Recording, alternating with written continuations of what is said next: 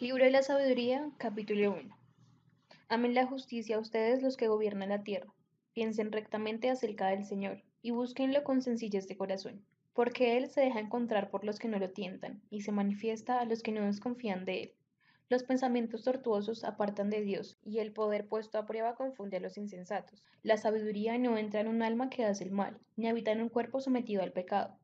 Porque el Santo Espíritu, el educador, huye de la falsedad y se aparta de los razonamientos insensatos, y se siente rechazado cuando sobreviene la injusticia. La sabiduría es un espíritu amigo de los hombres, pero no dejará sin castigo las palabras del blasfemo, porque Dios es el testigo de sus sentimientos, el observador veraz de su corazón, y escucha todo lo que dice su lengua. Porque el Espíritu del Señor llena la tierra, y Él, que mantiene unidas todas las cosas, sabe todo lo que se dice. Por eso no podrá ocultarse el que habla perversamente. La justicia acusadora no pasará de largo junto a él. Los designios del impío serán examinados.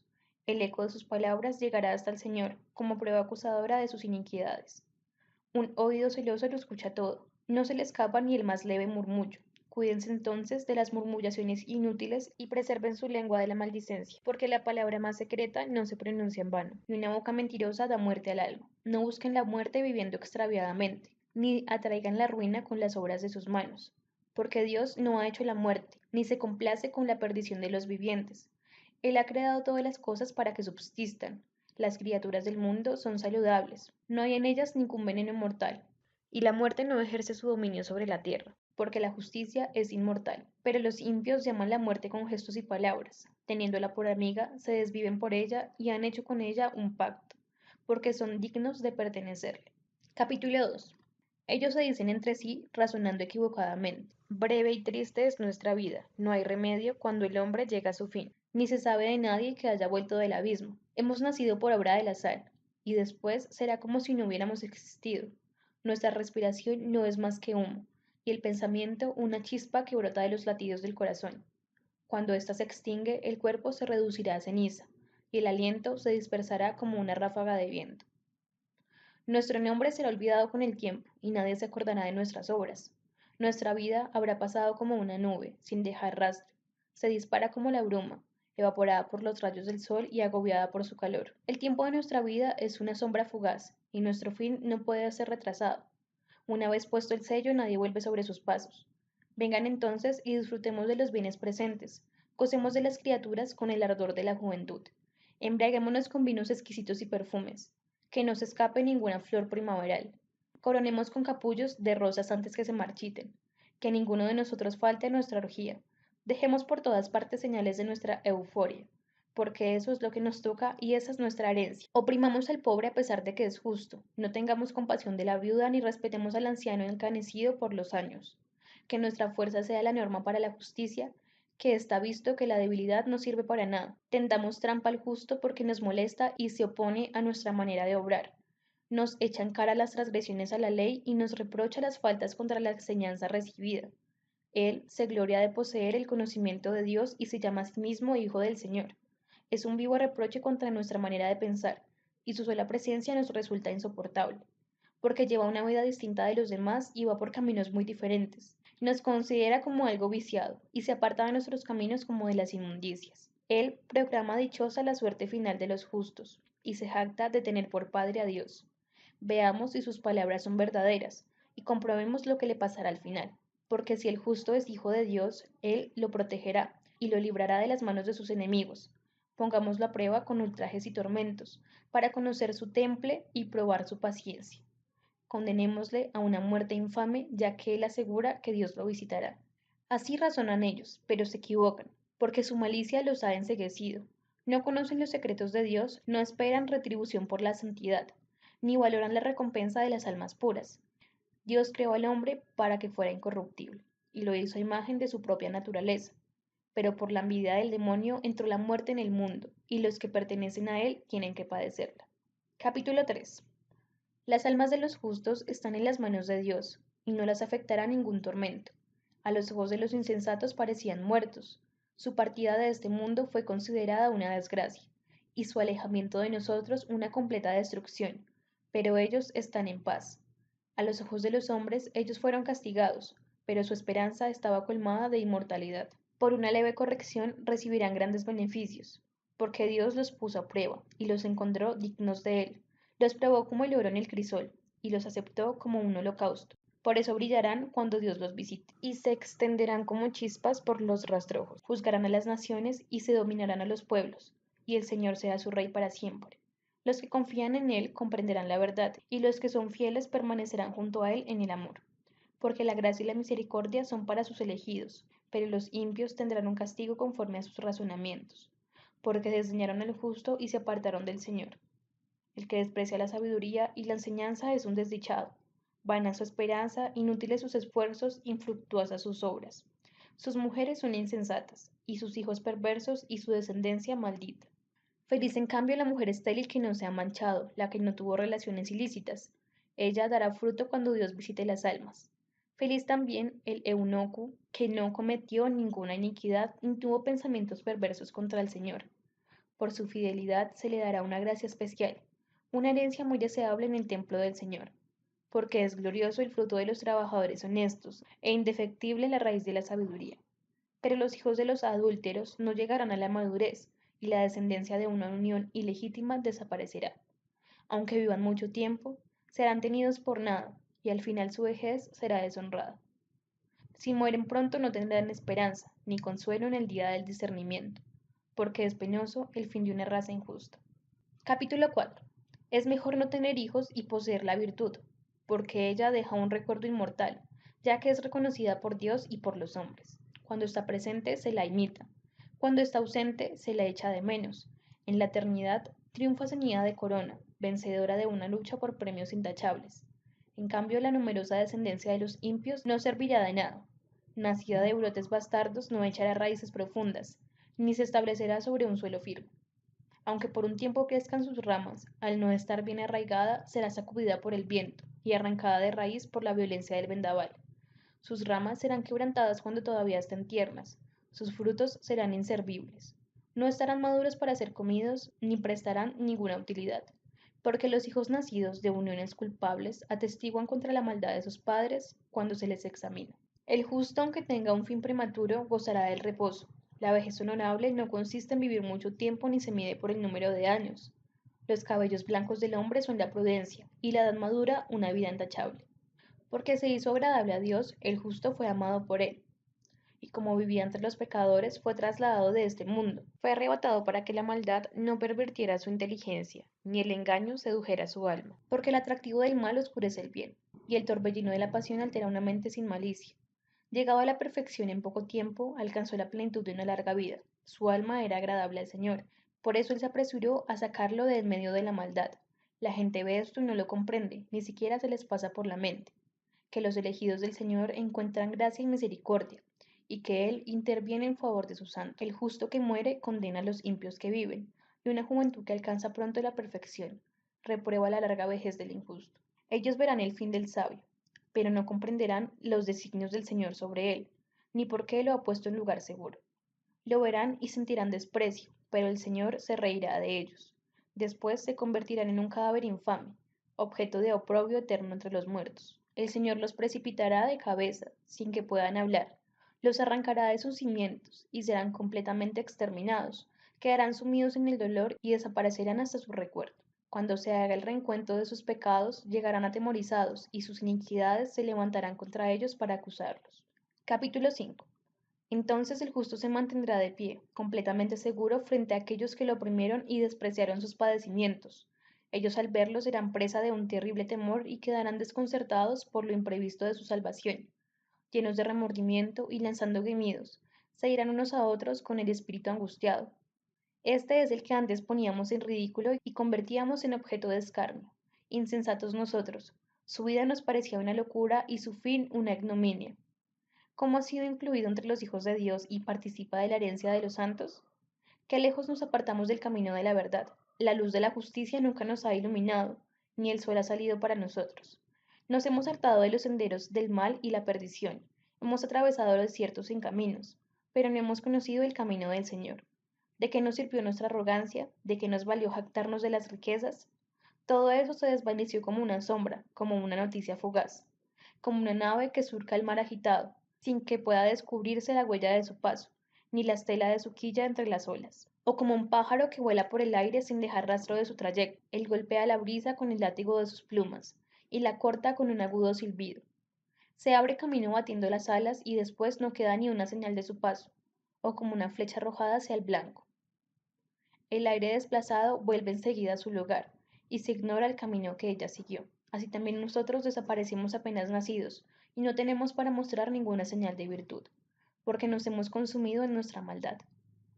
Sí, la esperanza del impío es como brisna llevada por el viento, como espuma ligera arrastrada por el huracán. Ella se disipa como el humo por el viento, se desvanece como el recuerdo del huésped de un día. Pero los justos viven para siempre, su recompensa está en el Señor, y el Altísimo se preocupa de ellos. Por eso recibirán la espléndida realeza y la hermosa diadema de las manos del Señor, porque Él los protegerá con su mano derecha y los defenderá con su brazo. Tomará su celo por armadura y armará a la creación para vengarse de sus enemigos. Vestirá como coraza la justicia, ceñirá como casco un juicio inapelable, tomará como escudo su santidad invencible, afilará como una espada su ira inexorable, y el universo luchará a su lado contra los insensatos. Los rayos partirán como disparos certeros, de las nubes como de un arco bien tenso. Volarán hacia el blanco. Una ballesta arroja una furiosa granizada. Las olas del mar se encresparán contra ellos y los ríos los sumergirán sin piedad. Un viento impetuoso se levantará contra ellos y los aventará como un huracán. Así la iniquidad devastará toda la tierra y la maldad derribará los tronos de los poderosos. Capítulo 6. Escuchen reyes y comprendan, aprendan jueces de los confines de la tierra. Presten atención los que dominan multitudes y están orgullosos de esta muchedumbre de naciones, porque el Señor les ha dado el dominio, y el poder lo han recibido del Altísimo. Él examinará las obras de ustedes y juzgará sus designios. Ya ustedes, siendo ministros de su reino, no han gobernado con rectitud, ni han respetado la ley, ni han obrado según la voluntad de Dios. Él caerá sobre ustedes en forma terrible y repentina, ya que en juicio inexorable esperan a los que están arriba. Al pequeño por piedad se le perdona, pero los poderosos serán examinados con rigor, porque el Señor de todos no retrocede ante nadie, ni lo intimida la grandeza. Él hizo al pequeño y al grande, y cuida de todos por igual. Pero los poderosos serán severamente examinados. A ustedes soberanos se dirigen mis palabras, para que aprendan la sabiduría y no incurran en falta, porque los que observan santamente las leyes santos serán y reconocidos como santos, y los que se dejan instruir por ellas, también en ellas encontrarán su defensa.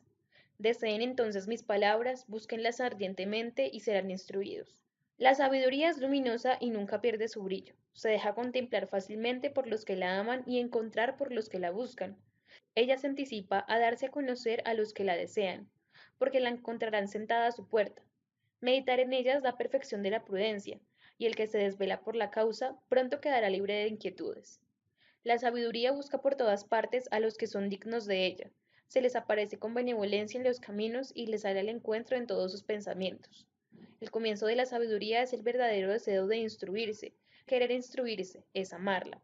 Amarla es cumplir sus leyes, observar sus leyes es garantía de incorruptibilidad, y la incorruptibilidad hace estar cerca de Dios. Así el deseo de la sabiduría conduce a la realeza. Si a ustedes entonces, soberanos de los pueblos, les agradan los tronos y los cetros, honren a la sabiduría y reinarán para siempre. ¿Pero qué es la sabiduría y cuál es su origen? Yo lo voy a anunciar sin ocultarle sus misterios. Me remontaré hasta sus orígenes más remotos. Pondré al descubierto su conocimiento y no me apartaré de la verdad. No me acompañará en el camino la envidia corrosiva, porque ella no tiene nada en común con la sabiduría. Una multitud de sabios es la salvación del mundo, y un rey sensato asegura la estabilidad de su pueblo. Por lo tanto, déjense instruir por mis palabras, y esto les resultará provechoso. Capítulo 7. Yo también soy un hombre mortal igual que todos, nacido del primer hombre que fue formado por la tierra. En el seno de una madre fue modelada mi carne. Durante 10 meses tomé consistencia en su sangre, gracias al semen paterno y al placer que va acompañado del sueño. Yo también al nacer respiré el aire común, caí sobre la tierra que nos recibe a todos por igual, y mi primer grito, como el de todos, fue el llanto. Fui criado entre pañales y en medio de cuidados, porque ningún rey comenzó a vivir de otra manera. La entrada en la vida es la misma para todos, y también es igual la salida. Por eso oré y me fue dada la prudencia, supliqué y descendió sobre mí el espíritu de la sabiduría. La preferí a los cetros y a los tronos, y tuve por nada las riquezas en comparación con ella. No la igualé a la piedra más preciosa, porque todo el oro, comparado con ella, es un poco de arena, y la plata, a su lado, será considerada como barro. La amé más que a la salud y a la hermosura, y la quise más que a la luz del día, porque su resplandor no tiene ocaso. Junto con ella me vinieron todos los bienes, y ella tiene en sus manos una riqueza incalculable. Yo gocé de todos estos bienes porque la sabiduría es la que los rige, aunque ignoraba que ella era su madre. La aprendí con sinceridad y la comunico sin envidia, y a nadie le oculto sus riquezas, porque ella es para los hombres un tesoro inagotable. Los que la adquieren se ganan la amistad de Dios, ya que son recomendados a Él por los dones de la instrucción. Invocación a Dios, fuente de sabiduría, que mi Dios me conceda hablarme con inteligencia, y que mis pensamientos sean dignos de los dones recibidos, porque Él mismo es el guía de la sabiduría, y el que dirige a los sabios. En sus manos estamos nosotros y nuestras palabras, y también todo el saber y la destreza para orar. Él me dio un conocimiento exacto de todo lo que existe, para comprender la estructura del mundo y la actividad de los elementos, el comienzo, el fin y el medio de los tiempos, la alteración de los solsticios y el camino de las estaciones, los ciclos del año y las proposiciones de los astros, la naturaleza de los animales y los instintos de las fieras, el poder de los espíritus y los pensamientos de los hombres, las variedades de las plantas y las propiedades de las raíces. Conocí todo lo que está oculto o manifiesto, porque se me instruyó la sabiduría, la artífice de todas las cosas. En ella hay un espíritu inteligente, santo, único, multiforme, sutil, ágil, perspicaz, sin mancha, diáfano, inalterable, amante del bien, agudo, libre, bienhechor, amigo de los hombres, firme, seguro, sereno, que todo lo puede, lo observa todo y penetra en todos los espíritus, en los inteligentes, los puros y hasta los más sutiles. La sabiduría es más ágil que cualquier otro movimiento. A causa de su pureza, lo atraviesa y penetra todo. Ella es exhalación del poder de Dios, una emanación pura de la gloria del Todopoderoso. Por eso, nada manchado puede alcanzarla. Ella es el resplandor de la luz eterna, un espejo sin mancha de la actividad de Dios y una imagen de su bondad. Aunque es una sola, lo puede todo. Permaneciendo en sí misma, renueva el universo. De generación en generación entran las almas santas para ser amigos de Dios y profetas. Porque Dios ama únicamente a los que conviven con la sabiduría. Ella en efecto es más radiante que el sol y supera todas las constelaciones. Es más luminosa que la misma luz, ya que la luz cede su lugar a la noche, pero contra la sabiduría no prevalece el mal. Capítulo 8. Ella despliega su fuerza en un extremo hasta el otro, y todo lo administra de la mejor manera. Yo la amé y la busqué desde mi juventud, traté de tomarla por esposa y me enamoré de su hermosura. Su intimidad con Dios hace resaltar la nobleza de su origen, porque la amó el Señor de todas las cosas. Está iniciada en la ciencia de Dios, y es ella la que elige sus obras. Si la riqueza es un bien deseable en la vida, ¿qué cosa es más rica que la sabiduría que todo lo hace?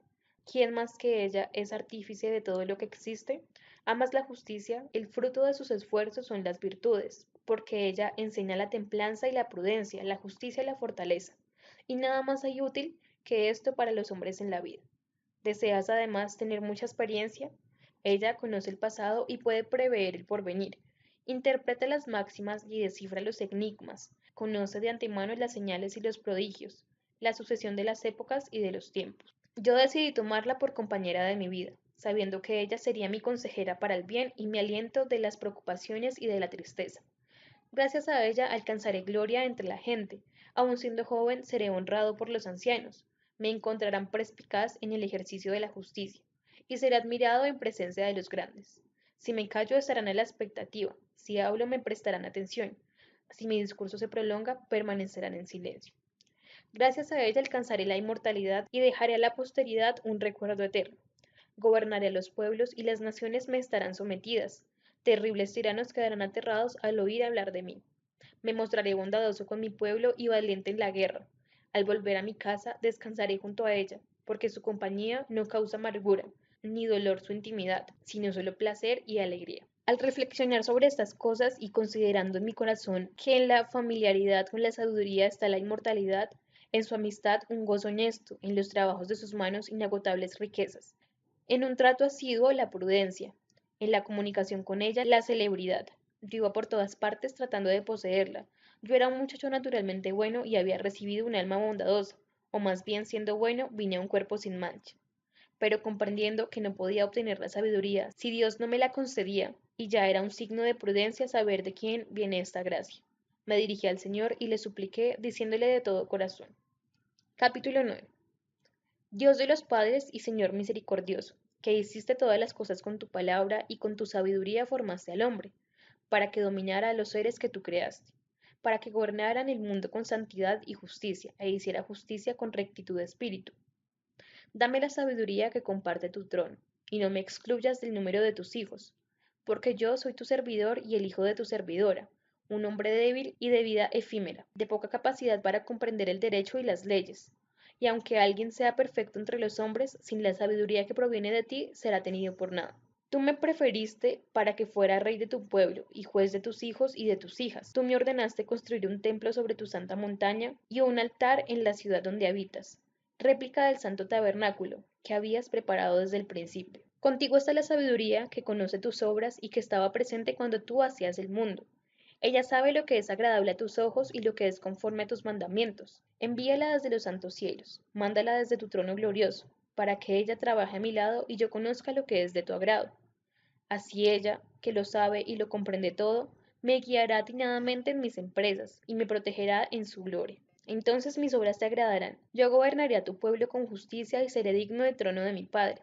¿Qué hombre puede conocer los designios de Dios o hacerse una idea de lo que quiere el Señor?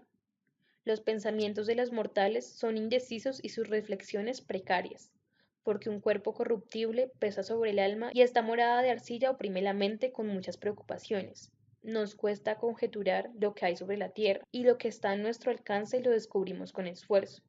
Pero, ¿quién ha explorado lo que está en el cielo? ¿Y quién habría conocido tu voluntad si tú mismo no hubieses dado la sabiduría y enviado desde lo alto tu Espíritu Santo?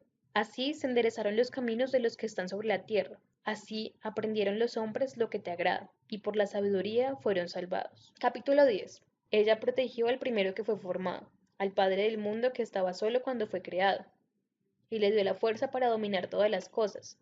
Pero un injusto que por su ira se apartó de ella pereció a causa de su furia fratricida. Y cuando por culpa de él las aguas anegraron la tierra, de nuevo la sabiduría salvó, guiando al justo sobre una simple madera.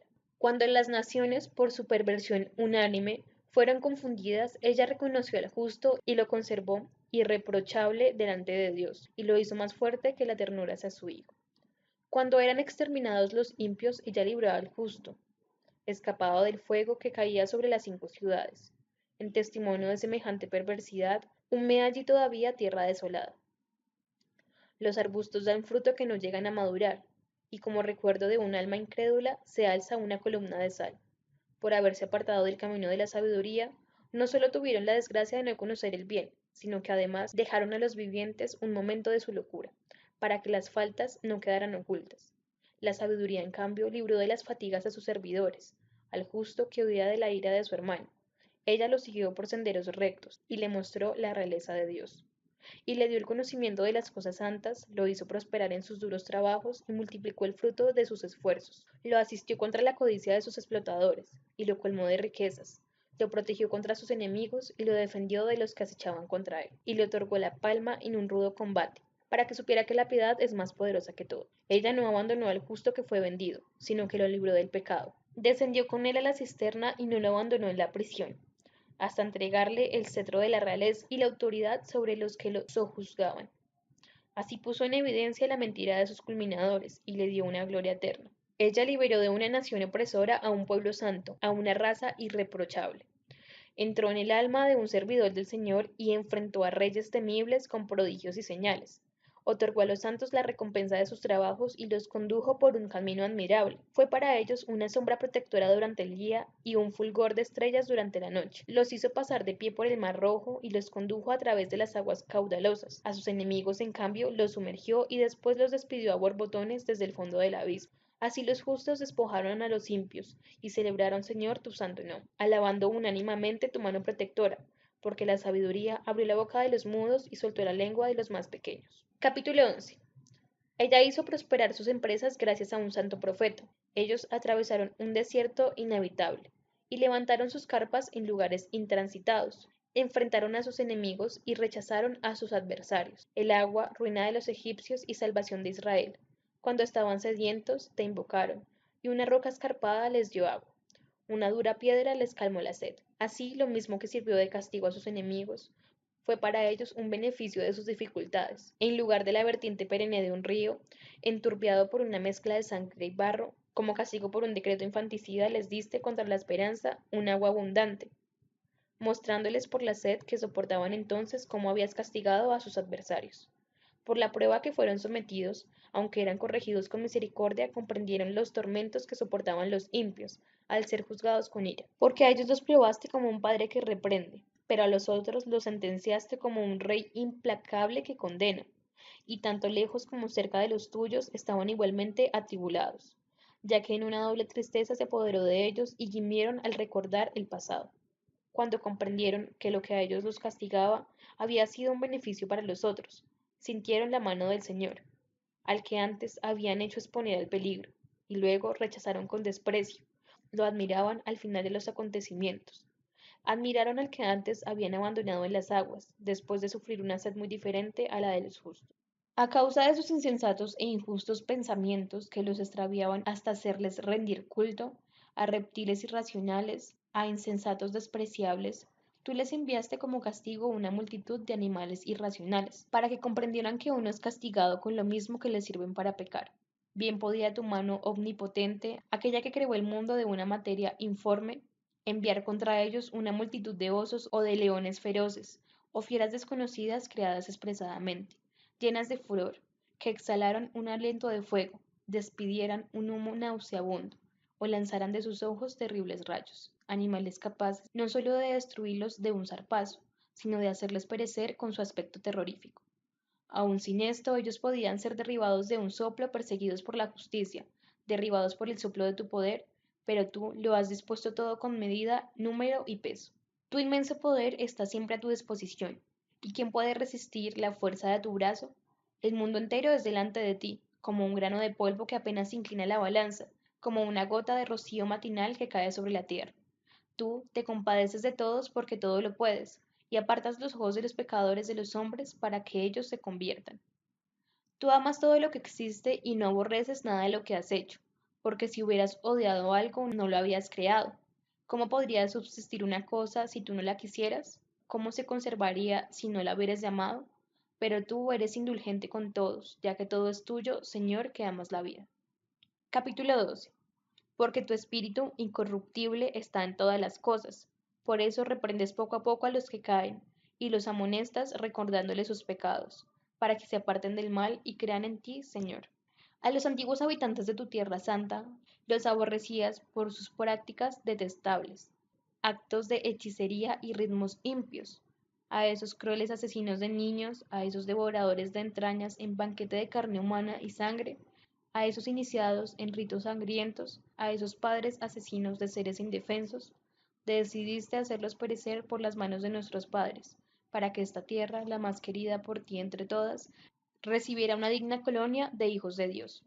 Pero aun ellos, por ser hombres, los trataste con indulgencia y enviaste avispas como precursores de tu ejército, para que los exterminaran gradualmente. Ciertamente tú hubieras podido en una batalla campal entregar a los impios en manos de los justos, o bien aniquilarlos en un solo golpe, por medio de animales feroces o por una sentencia inexorable. En cambio, ejecutando poco a poco tu sentencia, les dabas oportunidad de arrepentirse, aunque no ignorabas que su origen era perverso y su malicia innata, y que jamás cambiarían su manera de pensar, porque una maldición pesaba sobre esa raza desde el principio, y no fue por temor de nadie que les ofrecieras dejar impunes sus pecados. ¿Quién podría decirte qué has hecho? ¿Quién se opondrá a tu sentencia? ¿Quién te hará algún cargo por destruir a las naciones que tú creaste? ¿Quién se levantará contra ti como vengador de los injustos? Porque fuera de ti no hay otro Dios que cuide de todos. A quien tengas que probar que tus justos no son justos, ni tampoco hay rey ni soberano que pueda enfrentarse contigo para defender a los que tú has castigado. Como eres justo, riges el universo con justicia y consideras incompatible con tu poder ordenar a quien no merece ser castigado, porque tu fuerza es el principio de tu justicia, y tu dominio sobre todas las cosas te hace indulgente con todos. Tú muestras tu fuerza cuando alguien no cree en la plenitud de tu poder, y confundes la temeridad de aquellos que la conocen. Pero como eres dueño absoluto de la tierra, juzgas la serenidad y nos gobiernas con gran indulgencia, porque con solo quererlo puedes ejercer tu poder. Al obrar así, tú enseñaste a tu pueblo que el justo debe ser amigo de los hombres y colmaste a tus hijos de una feliz esperanza, porque después del pecado das lugar al arrepentimiento. Si a los enemigos de tus hijos, que eran reos de muerte, los castigaste con tanta consideración y miramiento, dándoles el tiempo y el lugar para apartarse de su maldad, ¿con cuántas más precauciones habrás juzgado a tus hijos, tú que con juramento y alianzas hiciste a sus padres tan magníficas promesas? Así, cuando castigas a nuestros enemigos con moderación, nos instruyes a fin de que al juzgar a otros, recordemos tu bondad, y al ser juzgados, contemos con tu misericordia. Por eso, a los que en su locura habían llevado una vida injusta, los atormentaste con sus propias abominaciones, porque se habían extraviado demasiado lejos, por los caminos del error, tomando por dioses a los animales más viles y despreciables, y dejándose engañar como niños sin juicio. Entonces, como a niños que no razonan, les enviaste un castigo irrisorio, pero aquellos que no se enmendaron con esta corrección irrisoria soportarán un juicio digno de Dios.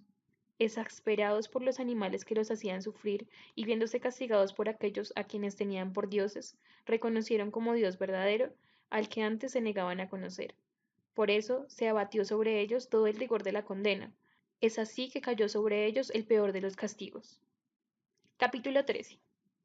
Sí, vanos por la naturaleza son todos los hombres que han ignorado a Dios, los que a partir de las cosas visibles no fueron capaces de conocer a aquel que es, y al considerar sus obras no reconocieron al artífice. En cambio tomaron por dioses rectores del universo, al fuego, al viento, al aire sutil, a la bóveda de estrella, al agua impetuosa o a los astros luminosos del cielo.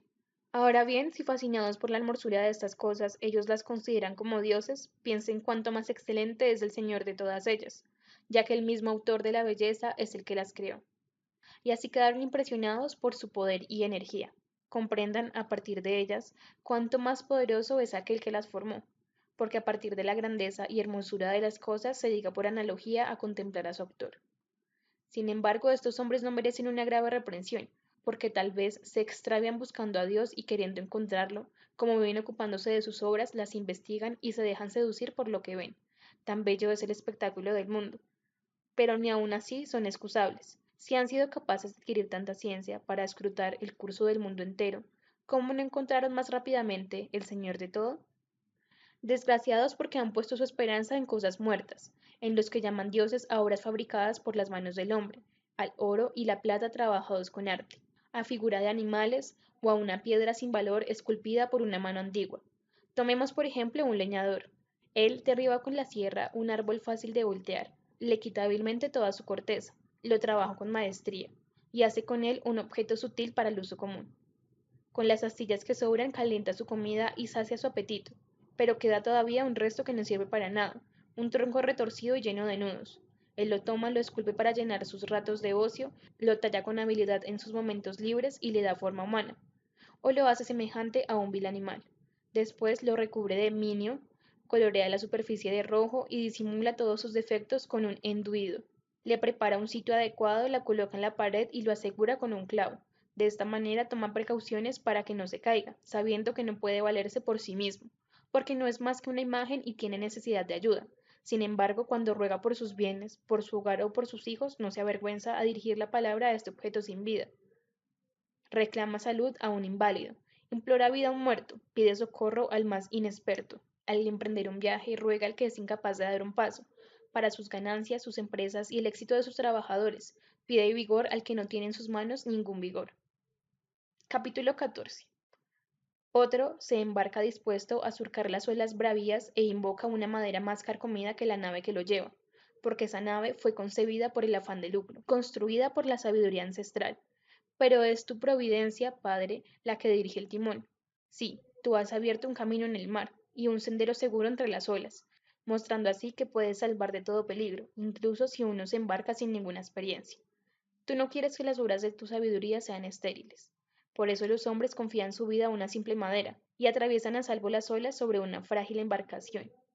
Así, en el principio, mientras parecían los gigantes orgullosos, la esperanza del mundo se refugió en una frágil embarcación que, dirigida por tu mano, dejó al futuro el germen de nuevas generaciones. Bendita la madera convertida en instrumento de justicia, pero maldito el ídolo hecho por manos humanas, tanto él como su autor. este por haberlo fabricado y aquel porque siendo corruptible fue llamado Dios. Porque Dios detesta igualmente al impío y a su impiedad, y el objeto fabricado será castigado junto con su autor. Por eso también serán juzgados los ídolos de las naciones, ya que entre las criaturas de Dios se convirtieron en una abominación, el motivo de escándalo para las almas de los hombres y una trampa para los pies de los insensatos. La invención de los ídolos es el origen de la fornicación y su descubrimiento la corrupción de la vida. Ellos no existían al principio ni existirán para siempre, sino que entraron en el mundo por la superstición humana. Por eso les está reservado un rápido fin. Un padre afligido por un duelo prematuro encarga una imagen de su hijo tan pronto arrebatado. Al que antes no era más que un cadáver, ahora lo honra como un dios y transmite a los suyos misterios y ritos. Luego, con el tiempo, esta impia costumbre es observada como ley.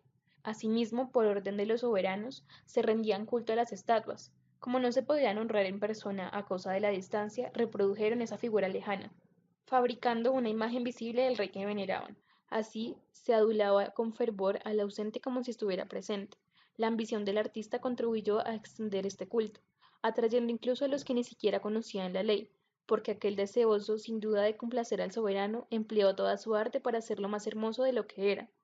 Y la gente, seducida por el encanto de la obra, convirtió en objeto de adoración al que poco antes honraba como a un padre. Y esto resultó una acechanza para los vivientes, ya que los hombres, víctimas del infortunio o de la tiranía, atribuyeron a piedras y maderas el nombre incomunicable. Pero no les bastó equivocarse en el conocimiento de Dios, sino que debatiéndose en la tremenda lucha provocada por la ignorancia, ellos dan a tantos males el nombre de paz, con sus ritos infanticidas, sus misterios ocultos y sus frenéticas orgías de costumbres extravagantes, ya no conservan puros ni la vida ni el matrimonio. Uno elimina al otro a traición o lo aflige por el adulterio. En todas partes reina el caos, sangre y muerte, robo y fraude, corrupción, deslealtad, agitación, perjurio, vejación de los buenos, olvido de los beneficios, contaminación de las almas, perversión sexual, desorden en el matrimonio, adulterio y libertinaje. Porque el culto de los ídolos sin nombre es principio, causa y fin de todo mal, sea que se diviertan hasta el delirio o pronuncien falsos vaticinios, sea que vivan en la injusticia o perjuren con toda tranquilidad, y como ellos ponen su confianza en ídolos sin vida, no esperan ningún daño de sus falsos juramentos, pero recibirán su merecido por un doble motivo, porque al entregarse a sus ídolos se han hecho una falsa idea de Dios, y porque han jurado injusta y falsamente, menospreciando la santidad, porque no es el poder de aquellos por quienes se jura, sino el justo castigo reservado a los pecadores, lo que recae siempre sobre la transgresión de los injustos. Capítulo 15. Pero tú, Dios nuestro, eres bondadoso y fiel, eres paciente y todo lo administras con misericordia. Aun cuando pecamos, pertenecemos a ti, ya que reconocemos tu soberanía. Pero no pecaremos sabiendo que nos has contado como tuyos, porque conocerte a ti es la perfecta justicia, y reconocer tu soberanía es la raíz de la inmortalidad. No nos han extraviado las invenciones de un arte humano perverso, ni el esfuerzo estéril de los pintores de quimeras. Esas figuras embadurnadas de colores abigarrados, cuya contemplancia excita la pasión de los necios y las hacen desear la figura inanimada de una imagen sin vida, amantes del mal y dignos de tales esperanzas, son los que las fabrican, las desean y las adoran. Así un alfarero amasa laboriosamente la tierra blanda y modela cada uno de los objetos que usamos, indistintamente objetos destinados a un uso noble y otros que tendrán un destino contrario. Pero es el alfarero el que decide cuál será la función de cada uno de ellos. Después, con un esfuerzo mal empleado, utiliza la misma arcilla para modelar un falso dios, y el que hace eso es un hombre que poco antes nacido de la tierra y dentro de un poco volverá a la tierra de donde fue sacado, cuando se le pida que devuelva su alma. Sin embargo, en vez de preocuparse de pronto va a morir y la brevedad de su vida, rivaliza con los orfebres y plateros, imita a los forjadores de bronce y se enorgullece de fabricar lo que es falso. Su corazón no es más que ceniza, su esperanza es más vil que la tierra, y su vida más despreciable que la arcilla, porque desconoce a aquel que lo modeló y al que le infundió un alma capaz de actuar y le transmitió un soplo vital. Él piensa que nuestra vida es un juego y la existencia una feria para obtener ganancias. Es necesario, dice, ganar por todos los medios, aunque sean malos, porque él sabe bien que peca más que cualquier otro, cuando de una materia terrestre fabrica objetos frágiles y estatuas. Pero los más insensatos de todos y más infelices que el alma de un niño son los enemigos que oprimieron a tu pueblo, ya que tuvieron por dioses a todos los ídolos de las naciones, que no pueden valerse de los ojos para ver, ni de las narices para respirar, ni de los oídos para oír, ni de los dedos de las manos para tocar, y cuyos pies no sirven para caminar. porque es un hombre el que hizo esos ídolos, uno que recibió en préstamo el aliento, el que los modeló, pero ningún hombre puede modelar un Dios semejante a sí mismo. Siendo mortal, con sus manos impias solo puede producir una obra muerta. Él vale más que los objetos que adora, ya que él tiene vida, pero aquellos no la tendrán jamás. Ellos adoran incluso a los animales más repugnantes, que superan en estupidez a todos los demás, a los que ni siquiera tienen la belleza que hace atrayentes a otros animales, y están excluidos el elogio y la bendición de Dios. Capítulo 16. Por eso con toda justicia fueron castigados con seres semejantes y atormentados con una infinidad de bichos. En lugar de ese castigo, fuiste benévolo con tu pueblo, y para satisfacer su voraz apetito, le preparaste como alimento un manjar exquisito, las cordices. Así los egipcios, a pesar de su deseo de comer, perdieron el apetito natural, ante el aspecto repugnante de los animales enviados contra ellos.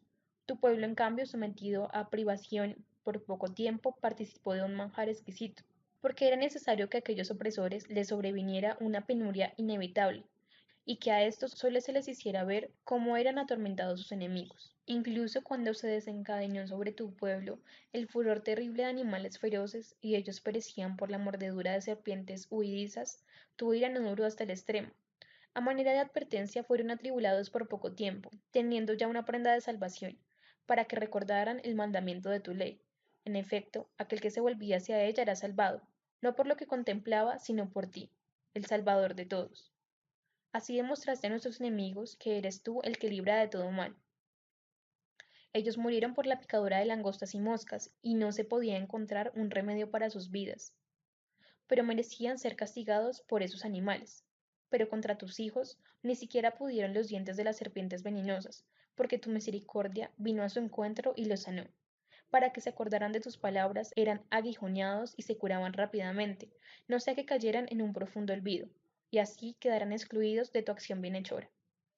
Y no los sanaron las hierbas ni los ungüentos, sino tu palabra, Señor, que todo lo cura, porque tú tienes poder sobre la vida y la muerte, haces bajar las puertas del abismo y haces subir de allí.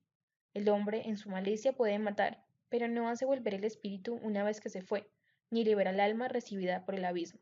Es imposible escapar de tu mano. Los impios que rehúsan conocerte fueron golpeados por la fuerza de tu brazo. Los acosaron lluvias insólitas, granizadas, aguaceros impasibles y el fuego los consumió. Pero lo más extraño era que en el agua, que todo lo apaga, el fuego se extendía más. Porque el universo combate en defensa de los justos. Unas veces las llamas se apaciguaban, para no abrazar a los animales enviados contra los impios, y para que al verlas éstos se sintieran perseguidos por un juicio de Dios. Otras veces, dentro mismo del agua, las llamas ardían con una fuerza superior a la del fuego, para destruir las cosechas de una tierra injusta. En lugar de esto, nutriste a tu pueblo con un alimento de ángeles y sin que ellos se fatigaran. Les enviaste desde el cielo un pan ya preparado, capaz de brindar todas las delicias y adaptado a todos los gustos. Y el sustento que les dabas manifestaba tu dulzura hacia tus hijos, porque adaptándose al gusto del que lo comía, se transformaba según el deseo de cada uno. La nieve y el hielo resistían al fuego sin derretirse, al fin de que supieran que solamente los frutos de los enemigos eran destruidos por el fuego, que ardía en medio del granizo y fulguraba bajo la lluvia. Mientras que por el contrario ese mismo fuego olvidaba hasta su propio poder para respetar el alimento de los justos. Porque la creación que está al servicio de ti, su creador, se pone en tensión para castigar a los injustos y se destiende para manifestar a los que confían en ti. Por eso también entonces, transformándose completamente, ella estaba al servicio de tu generosidad, que a todos alimenta, de acuerdo con el deseo de los que te suplican. Así los hijos que tú has amado, Señor, debían aprender que no son las diversas clases de frutos las que los alimentan, sino que es tu palabra la que sostiene a los que creen en ti. Porque lo que el fuego no lograba destruir se derretía al simple calor de un tenue rayo de sol, para que se pusiera bien de manifiesto que hay que anticiparse al sol para darte gracias y encontrarse contigo al despuntar el día. Pero la esperanza del ingrato se diluirá como escarcha invernal y correrá como agua inversible. Capítulo 17. Grandes e inanerrables son tus juicios, por eso las almas ignorantes se extraviaron, porque cuando los impios pensaban que podían oprimir a una nación santa, yacían encadenados en las tinieblas, prisioneros de una larga noche, encerrados bajo sus techos, excluidos de la provincia eterna. Ellos pensaban mantenerse ocultos con sus pecados secretos, bajo el oscuro velo del olvido, pero fueron dispersados, presa de terrible espanto y aterrorizados por fantasmas. porque el reducto que los protegía no los preservaba del miedo. Ruidos estremecedores resonaban a su alrededor, y les aparecían espectros lúgubres de rostro sombrío. Ningún fuego tenía fuerza suficiente para alumbrar, ni el resplandor brillante de las estrellas lograba iluminar aquella horrible noche. Solamente brillaba para ellos una masa de fuego que se encendía por sí misma, sembrando el terror, y una vez desaparecida aquella visión, quedaban aterrados y consideraban lo que habían visto peor de lo que era. Los artificios de la magia resultaban ineficaces, y su pretendida ciencia quedaba avergonzadamente desmentida, porque los que prometieron liberar las almas enfermas de temores y sobresaltos estaban ellos mismos enfermos de un temor ridículo, aunque nada terrorífico les infundiera temor. Horrorizados por el paso de los bichos y el silbido de los reptiles, se morían de miedo, y hasta rehusaban mirar el aire, del que nadie puede escapar, porque la maldad es cobarde y su propio testimonio la condena. Acosada por la conciencia, imagina siempre lo peor. El miedo, en efecto, no es sino el abandono de la ayuda que da la reflexión. Cuanto menos se cuenta con esa seguridad interior, tanto más grave se considera ignorar la causa del tormento. Durante esa noche verdaderamente impotente, salida de las profundidades del abismo impotente, sumergidos en un mismo sueño, eran perseguidos a la vez por espectros mortuosos y paralizados por el desfallecimiento de su alma, porque un terror repentino e inesperado los había invadido. Así cualquiera que caía en este estado quedaba prisionero, encerrado en esa prisión sin hierros, ya fuera labrador o pastor, o trabajador en lugares solitarios. Al ser sorprendido tenía que soportar la ineludible necesidad, porque todos estaban atados por la misma cadena de tinieblas, el silbido del viento, el canto melodioso de los pájaros en la arboleda, el ruido de las fieras más salvajes, el eco que retumba en los huecos de las montañas, todo los llenaba de terror y los paralizaba, porque el mundo entero estaba iluminado por una luz resplandeciente, y se dedicaba libremente a sus trabajos. Solamente sobre ellos se extendía una pesada noche, imagen de las tinieblas que les estaban reservadas, pero más que las tinieblas, ellos sentían el peso de sí mismos. Capítulo 18. Para tus santos, en cambio, brillaba una intensa luz. Los egipcios, que oían sus voces sin distinguir su figura, los consideraban dichosos porque no tenían que sufrir como ellos, les daban gracias porque no se vengaban de los daños recibidos, y les pedían perdón por su actitud hostil. En lugar de esas tinieblas, diste a los tuyos una columna de fuego, para que les sirviera de guía en camino desconocido, y del sol inofensivo en su gloriosa emigración. Pero merecían estar privados de la luz y prisioneros de las tinieblas los que habían retenido cautivos a tus hijos, por quienes debían transmitirse al mundo la luz incorruptible de la ley. Como ellos habían resuelto hacer perecer a los hijos pequeños de los santos y de los niños expuestos al peligro, uno solo se salvó. Para castigarlos, tú les arrebataste un gran número de sus hijos y los hiciste perecer a todos juntos en las aguas impetuosas. Aquella noche fue dada a conocer de antemano a nuestros padres para que, sabiendo con seguridad en qué juramento habían creído, se sintieran reconfortados. Tu pueblo esperaba a la vez la salvación de los justos y la perdición de sus enemigos, porque con el castigo que infligiste a nuestros adversarios, tú nos cubriste de gloria llamándonos a ti. Por eso los santos hijos de los justos ofrecieron sacrificios en secreto y establecieron de común acuerdo esta ley divina, que los santos compartían igualmente los mismos bienes y los mismos peligros. Y ya entonces entonaron los cantos de los padres, les hacía eco el clamor confuso de los enemigos, y se procuraban los gritos lastimeros de los que lloraban a sus hijos. Un mismo castigo hería al esclavo y al dueño. El hombre del pueblo sufría lo mismo que el rey. Todos por igual tenían innumerables cadáveres abatidos por el mismo género de muerte. Los sobrevivientes no daban abasto para sepultarlos, porque en un instante había sido destruido lo mejor de su estirpe. Así aquellos que a causa de los sortilegos se habían vuelto totalmente incrédulos ante la pérdida de sus primogénitos, confesaron que ese pueblo era hijo de Dios. Cuando un silencio apacible envolvía todas las cosas y la noche había llegado a la mitad de su rápida carrera, tu palabra omnipotente se lanzó desde el cielo, desde el trono real, como un guerrero implacable. En medio del país condenado al exterminio, empuñado como una espuma afilada, tu decreto irrevocable se detuvo y sembró la muerte por todas partes. A la vez que tocaba el cielo, avanzaba sobre la tierra. Entonces bruscamente las visiones de horribles pesadillas los sobresaltaron y los invadieron terrores inesperados. Tendidos medio muertos por todas partes, hacían saber cuál era la causa de su muerte, porque los dueños que los habían agitado se los habían advertido de antemano, para que no perecieran sin saber por qué padecían esos males. También los justos experimentaron la muerte, y una multitud fue masacrada en el desierto. Pero la ira divina no duró mucho tiempo, porque muy pronto un hombre irreprochable salió en su defensa con armas de su propio ministerio, la oración y el incienso expiatorio. Él afrontó la cólera y divina y puso fin a la calamidad. Demostró así que era tu servidor. Él venció la animosidad divina, no con la fuerza del cuerpo, sino que por medio de la palabra. Hizo entrar en razón al que afligía el castigo, recordándole las alianzas y los juramentos hechos a los padres. Cuando los cadáveres yacían amontonados unos sobre otros, él se interpuso, contuvo la cólera divina y les cerró el camino hacia los que aún vivían, porque sobre sus vestiduras sacerdotales estaba el mundo entero. Sobre las 4 hileras de piedras preciosas estaban grabados los nombres gloriosos de tus padres, y sobre la diadema de su cabeza estaba tu majestad. Ante esto, el exterminador retrocedió lleno de temor, ya que bastaba con una sola prueba de tu ira. Capítulo 19. Pero sobre los impios se abatió hasta el fin una ira despiadada, porque Dios tenía previsto lo que ellos harían.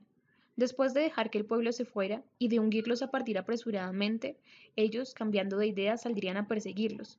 En efecto, cuando todavía celebraban sus ritos fúnebres y se lamentaban junto a las tumbas de sus muertos, concibieron otro proyecto descabellado. A los que ellos mismos habían rogado que se fueran los comenzaron a perseguir como fugitivos. La fuerza de las cosas los arrastraba con toda justicia a ese extremo, y les hacía olvidar lo que había sucedido, para que terminara de sufrir el castigo que aún faltaba a sus tormentos. Así, mientras tu pueblo emprendía una maravillosa travesía, ellos encontrarían una muerte insólita. Porque la creación entera, obedeciendo a sus órdenes, adquiría nuevas formas en su propia naturaleza, para que tus hijos fueran preservados incolumes. Se vio a la nube cubrir el campamento con una sombra y emerger la tierra seca de lo que antes era agua. Apareció en el mar rojo un camino despejado y una verde llanura entre las olas impetuosas. Por allí pasó todo un pueblo, protegido por tu mano, contemplando prodigios admirables. Eran como caballos en un pastizal y retozaban como corderos, alabándote a ti, Señor, su liberador. Todavía recordaban lo que había sucedido en su destierro, como los mosquitos, en lugar de reproducirse naturalmente, fueron producidos por la tierra, y como las ranas, en lugar de nacer de otros animales acuáticos, fueron vomitadas por el río en gran cantidad. Más tarde vieron también un nuevo modo de nacer de las aves. Cuando excitados por la gula, ellos reclamaron manjares delicados, para reconfortarlos subieron codornices desde el mar, Egipto más culpable que Sodoma, pero sobre los pecadores se abatieron los castigos, no sin ser preanunciados por la furia de los rayos. Con toda justicia ellos sufrían a causa de su maldad, ya que habían llevado al extremo su odio contra el extranjero, porque otros no recibieron a los desconocidos que llegaban. Pero estos redujeron a servidumbres a huéspedes bienhechores, más aún aquellos, y eso se les tendrá en cuenta. Mostraron desde el principio hostilidad ante el extranjero, pero estos, en cambio, después de recibir a tu pueblo con fiestas y de hacerlo participar de sus mismos derechos, lo maltrataron con terribles trabajos. Por eso fueron castigados con la ceguera, como aquellos otros a las puertas de los justos, cuando rodeados de profundas tinieblas, cada uno buscaba el acceso de su puerta. Así los elementos intercambiaban entre sí sus propiedades. Como en un instrumento de cuerdas, los sonidos cambian de ritmo, permaneciendo siempre la misma tonalidad. Esto es lo que se infiere claramente al examinar lo sucedido. Seres terrestres se volvían acuáticos, los que nadan se desplazaban sobre la tierra. El fuego superaba en el agua su propia fuerza, y el agua olvidaba su poder de apagar. Las llamas, por el contrario, no consumían la carne de los seres corruptibles que pasaban por ellas, ni tampoco derretían aquel alimento divino parecido a la escarcha y tan fácil de disolverse. Doxología final. Por todos los medios, Señor, tú has engrandecido y glorificado a tu pueblo, y no has dejado de asistirlo en todo tiempo y lugar.